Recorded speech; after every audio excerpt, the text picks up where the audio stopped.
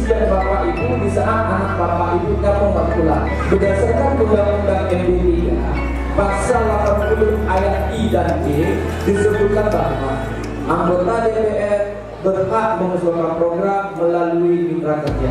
Kenapa perlu peraturan aktif? Karena untuk membuktikan anak Bapak Ibu masih aktif di sekolah tersebut. Soalnya, film itu anak nilai MBB karena namanya beasiswa untuk kebutuhan siswa.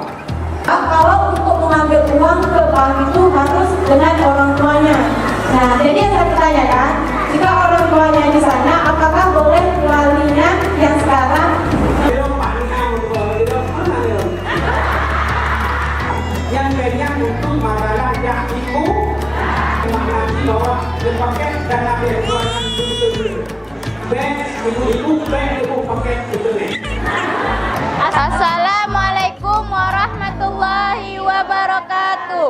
Kami siswi SMP Negeri 2 Mesir Raya mengucapkan terima kasih kepada anggota RI Tengku Rifki Harsha atas usulannya biaya siswa PIP. Selama ini kami sangat terbantu, Pak, dan semoga Bapak dan keluarga sehat bahagia. Pak Rifki.